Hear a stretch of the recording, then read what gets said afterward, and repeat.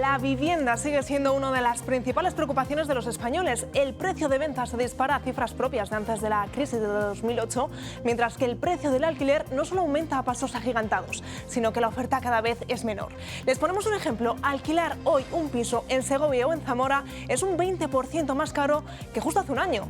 Para hablar sobre ello, hoy con nosotros está Óscar Rodríguez, director de la Cámara de la Propiedad Urbana de Valladolid. ¿Qué tal? Muy buenas noches. Hola, ¿qué tal? Muy buenas noches. ¿Qué tal? Sitúenos un poquito, ¿dónde puede estar el motivo de que los precios del alquiler cada vez vayan a más? Bueno, lo que es la ley de la vivienda, la última modificación en el año 2023, no ayuda, no acompaña a la protección de las viviendas o de los propietarios en el motivo de alquilar vivienda, dado que esa ley lo que ha hecho es topar o limitar lo que es la actualización de la renta, que haya mayor demanda y menos oferta, porque por miedo jurídico se ha retirado esas viviendas del mercado e incluso esos propietarios han destinado esas viviendas de alquiler en otro tipo de contratos, que son a pisos turísticos hoy en día, o incluso aquellas viviendas que son de uso más temporales, de uso temporal. Aquí en Castilla y León no solamente está por encima ese precio de la media nacional, sino que además el pasado mes de junio hubo provincias que llegaron a su máximo histórico. ¿Dónde se puede situar el límite? ¿Ven dónde puede estar, dónde va a frenar esta subida de precios? Pues realmente no se sabe. Claro, la situación es que mientras las políticas de vivienda no se modifiquen, que yo creo que se ha tratado de hacer en el 2023, pero el efecto ha sido totalmente contrario. O sea, esas políticas lo que ha hecho es incrementar el precio, no solo toparlo, sino el querer limitar o negociar o marcar un límite en el mercado ha hecho justo el efecto contrario. Entonces, ¿dónde está el tope? No te lo podría decir ahora mismo, pero no va a dejar de subir, mientras no se cambien esas políticas. En una situación crítica, prácticamente podemos estar totalmente. en estos momentos. A día de hoy, totalmente críticos. Desde la Cámara de Propiedad Urbana hacéis mucho hincapié en que es importante saber diferenciar los buenos datos, los datos oficiales, centrarnos en la fuente, porque muchas veces se dan una serie de datos que preocupan, que llaman a la alarma, pero no siempre es así. Sí, hacen hincapié desde... Sí, correcto. Es verdad que nosotros en los medios de comunicación muchas veces vemos datos que no son fehacientes, o sea, no están a través de otras inmobiliarias o de inmobiliarias directamente que sacan sus archivos de ventas, de alquileres, y son los datos que publican a lo mejor los medios, pero muchas veces no son reales. ¿Por qué no son reales? Porque, por ejemplo, la Cámara de Propiedad, sea Valladolid o cualquiera de las provincias que hay, registra el contrato de arrendamiento.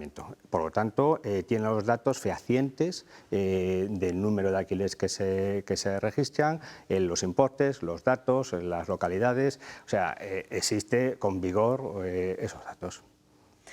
Al inicio de esta entrevista poníamos dos ejemplos, la provincia de Zamora, la provincia de Segovia, donde se han disparado, sobre todo en el último mes, esos precios, que incluso costaba un 20% más alquilar en el mes de julio de este 2025 con respecto al pasado año.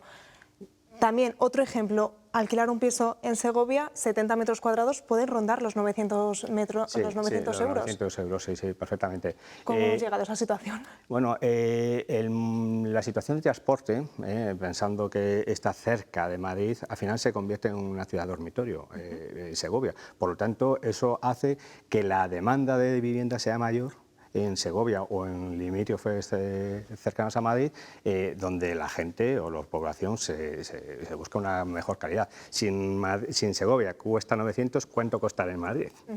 Esa es la pregunta. Por lo tanto, al final lo que buscan es pues eso, economizar, tener una mejor calidad de vida, y el efecto de transporte pues ha hecho lo suyo, que para Castilla y León concretamente pues nos beneficia, lógicamente. Desde la propia Cámara de la Propiedad Urbana, ¿no pueden trabajar en poner límites a esta situación?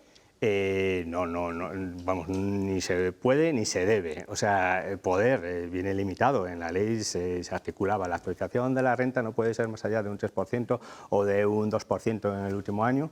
En la ley de la vivienda también limita, no solo limita, sino que saca un factor, un IPC, vamos, que no es actualización según IPC, sino un factor que limita o orienta cuánto es el incremento de esa renta. Pero ya nos decía que precaución, porque esto puede seguir. Puede seguir. Mientras haya limitaciones en el mercado, esto no va a cambiar. esto no va a cambiar. Además, hay una situación de protección frente a la propiedad, que lo que va a hacer es, oye, si yo arriesgo, lo que primero que quiero hacer es tener un beneficio, un rendimiento por ese inmueble. Por lo menos que el riesgo lo pueda llegar a asumir, cosa que hoy día no beneficia esa situación, todo lo contrario. Se carga al propietario de todas esas situaciones que vienen marcadas por la ley. Nos preocupa la vivienda y también nos preocupa la ocupación. Parece que en estos meses de verano que viajamos más, salimos más de nuestra casa, tenemos más vacaciones, quizá nos preocupa que pueda ser ocupada. También hacen hincapié en ese aspecto. Sí, la Cámara de la Propiedad en toda su comunidad, bueno, pues con la Junta de Castilla y León tiene un convenio en el que somos una oficina de información antiocupa para los propietarios, para poderles orientar, para poderles informar, para poderles ayudar en toda esa gestión y medidas de prevención que se deben de hacer en esos inmuebles, para así poder, bueno, pues limitar y aconsejar a toda la ciudadanía. En cuanto al verano, no es que se produzca una mayor ocupación. Realmente la mayoría de los casos que nos llegan a nosotros son en que ocupas. O sea que realmente hay ocupaciones, lógicamente, que vienen marcadas en sectores que son edificios, pues a lo mejor de grandes del Banco Malo, el Sareb, viviendas pues que se ocupan con mafias incluso, pero lo que viene realzado la situación es por en que ocupa. O sea, por en que ocupa aquella gente que se convierte en inquilino y deja de pagar. ¿Vale? Entonces ahí se queda estanco hasta que se produzca un desahucio. Pero claro, ese desahucio se ha pospuesto en el tiempo por dar garantías o dar protección al ciudadano o al desprotegido o al vulnerable y sin embargo al propietario. Sin embargo, no se le contrarresta con ninguna otra medida, ni limitación fiscal, ni ayudas, ni absolutamente nada. Todo va a costa del propietario. Por eso el incremento no deja de subir y mientras no se cambie esa situación, no dejará de hacerlo. Es decir, no se incrementa la ocupación porque nosotros nos vayamos de vacaciones y dejemos esta vivienda vacía, sino porque los inquilinos tienden a dejar de pagar. Claro, la mayoría de los casos es esa. Es verdad que los que ocupan son bastante avispados en el sentido de que, bueno, lo primero que hacen es, oye, esa vivienda, o sea, ese inmueble es de vivienda habitual, porque entonces es allanamiento de morada. Si es de un uso pues secundario, vacacional, segunda residencia, pues entonces pasa a ser una usurpación. Entonces, lo que es una situación que se produce mucho más grave, donde ya tienen un delito y es mucho más grave. ¿Se puede prevenir esa ocupación de esos inquilinos que dejan de pagar? ¿Hay algún método para prevenirlo? Bueno, hay pues ahora mismo lo que son los seguros de impago, que ayudan a compensar esos gastos que pueden generarse, pues impagos durante ciertos meses que genera ese proceso judicial, el que afronte los gastos jurídicos, de defensa jurídica, incluso algunos daños en protección en los daños que se puedan producir en la casa. Pero bueno, tenemos algún caso concreto en el que después de producirse esa ocupación ha ido juzgado, ha querido desahuciarle en ese mismo día y cuando han estado allí presentes, quien había ocupado la vivienda lo había dejado a otro.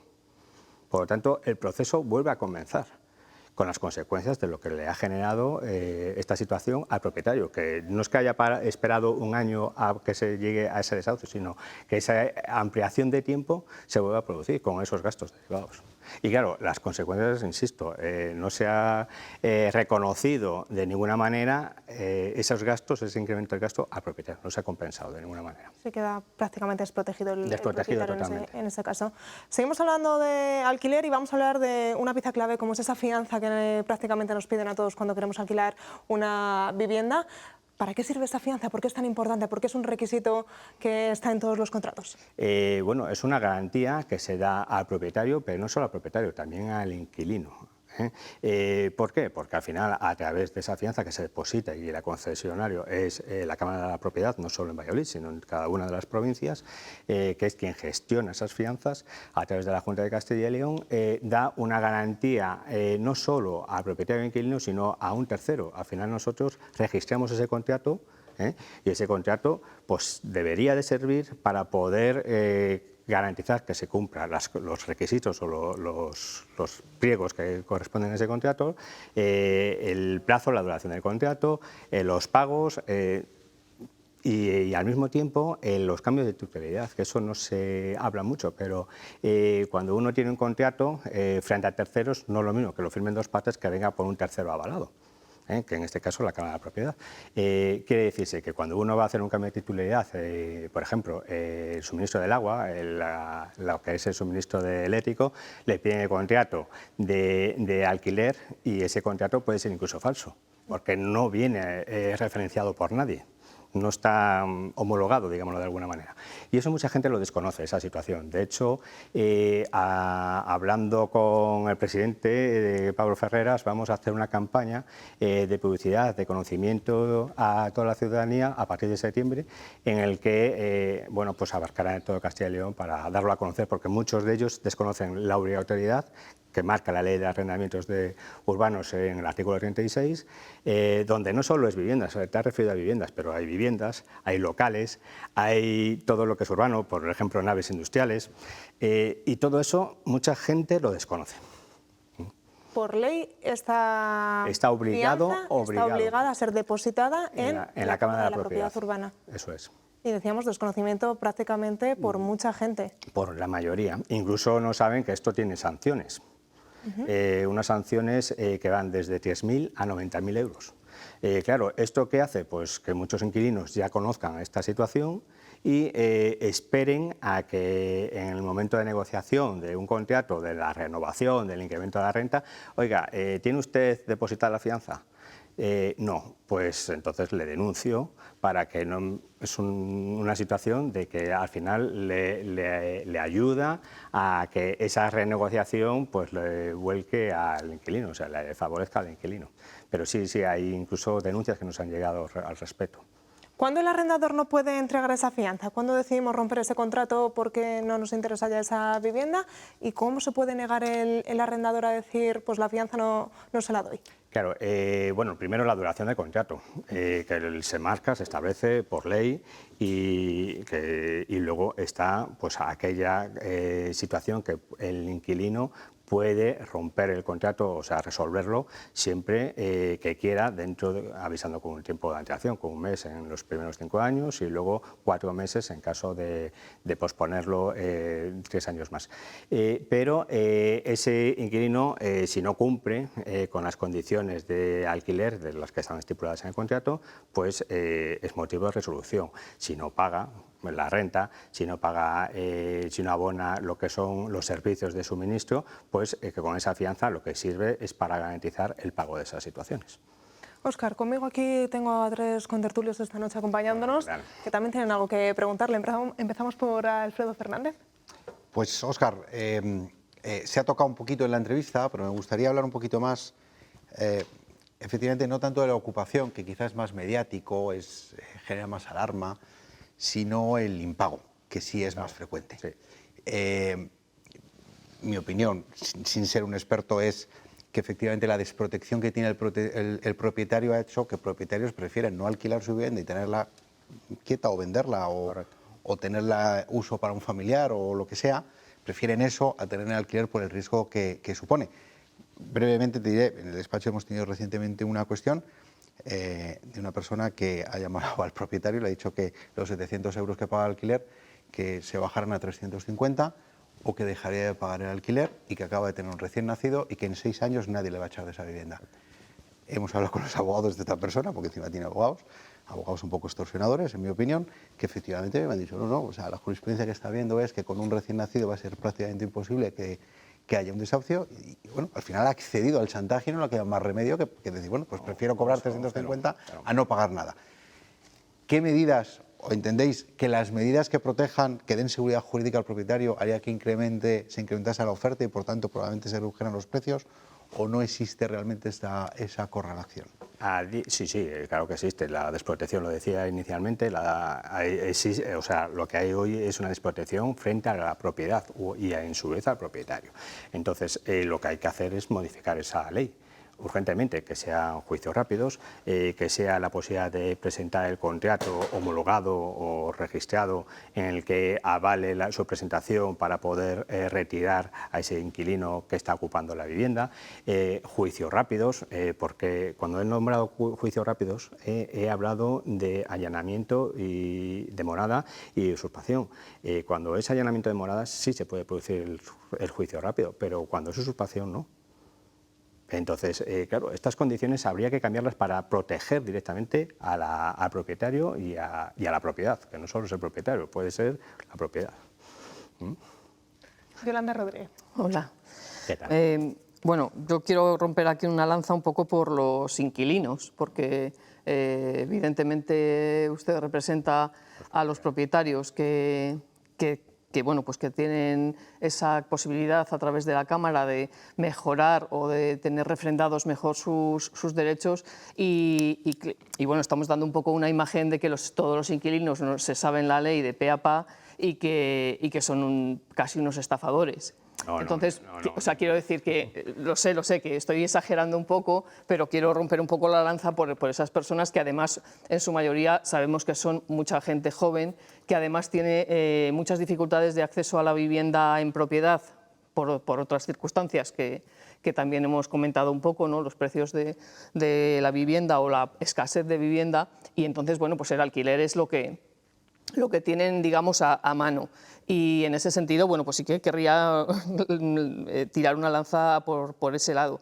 Y yo no sé si, yo recuerdo antaño que la Junta de Castilla y León tenía a disposición de las personas, de los propietarios que ponían en alquiler sus viviendas, un seguro gratuito o un servicio que un poco les facilitaba el que precisamente no tuviesen esos miedos a la hora de alquilar las viviendas, ¿no? Y bueno, supongo que las situaciones han cambiado mucho desde que yo recuerdo que había ese servicio. No sé si ahora hay algo parecido que pueda un poco, bueno, pues amparar un poco los derechos tanto de los inquilinos como de los propietarios de las viviendas. Sí, por iniciar un poco los inquilinos, a ver, se habla de vulnerabilidad sobre los inquilinos, claro, pero la ley no define lo que es la palabra vulnerabilidad. O sea, uno lo puede buscar en la ley y no aparece. ¿Qué significa vulnerabilidad? Puede ser económico, puede ser social, puede ser incluso hasta cultural. Pero claro, esa situación se puede también dar en el propietario. Puede con igualdad, con semejanza al propietario de esa situación.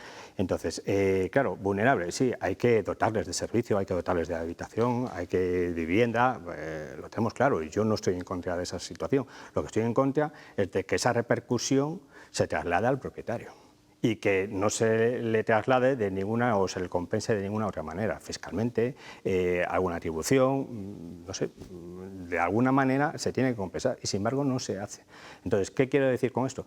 Bueno, pues que a lo mejor los gobiernos deben de cambiar los planteamientos, de generar viviendas sociales, que sé que lo están haciendo, ayudas al alquiler, que concretamente ayer se ha publicado que la Junta de Castilla y León ha generado ya los ingresos a cada uno de los inquilinos que reúnen las condiciones. En fin, sí, pero son medidas que tiene que adoptar independientemente del propietario. No a favor no en posición de él. Respecto a la bolsa que me dices de seguros de impago que pueda tener la Junta, lo desconozco. Sé que tiene una bolsa o tenía una bolsa para poder inscribirse como demandante de vivienda, pero claro, la vivienda en ese sector está limitado también. Entonces, el propietario no creo que muchos de ellos se vean interesados en escribirlo, porque también igualmente el inquilino tiene que estar inscrito y el propietario igual. ¿Vale? Laura Ríos. Buenas Hola, noches, ¿qué tal? Muy buenas. Óscar. Quería preguntar, ¿de qué manera se puede intervenir en el mercado? Y a mí es una palabra que no me gusta, la intervención, por las connotaciones negativas que conlleva, pero ¿qué fórmulas se podrían utilizar para no desproteger al propietario en este caso? Porque, Yolanda, yo tengo algo que apuntar aquí, porque sí que es cierto que es verdad que no todos los inquilinos incumplen. Correcto. La gran mayoría cumple, pagando mensualmente con ese contrato y cumpliendo con ese contrato, pero realmente los que están en los despachos desprotegidos son los propietarios. en este caso. Entonces, ¿de qué manera se puede intervenir en el mercado sin desproteger al propietario? Y para que precisamente ese precio que está inflado y que sigue creciendo de la vivienda consiga bajar el suflé del precio y acomodarse un poco a las economías de los inquilinos, en este caso. Pues mira, primero, mayor oferta de vivienda. El precio de la vivienda no lo puedes limitar. No lo puedes limitar. O sea, lo que no es normal es que suba el IPC más que el valor de referencia del alquiler. Eso no es lógico. Por lo tanto, ya de partida lo que va a hacer el propietario es el precio inicial salir tanto, porque como ya está topado, pues directamente salgo alto. Por otro lado, oye, una estabilidad laboral. Estabilidad laboral, quiero decir, claro, la gente joven cuando se puede emancipar, pues es cada vez mayor. Por lo tanto, no tiene capacidad de ahorro, no tiene para poder cubrir lo que es la primera hipoteca o el coste del inicio del pago de la hipoteca, y se ve obligado a ir de alquiler.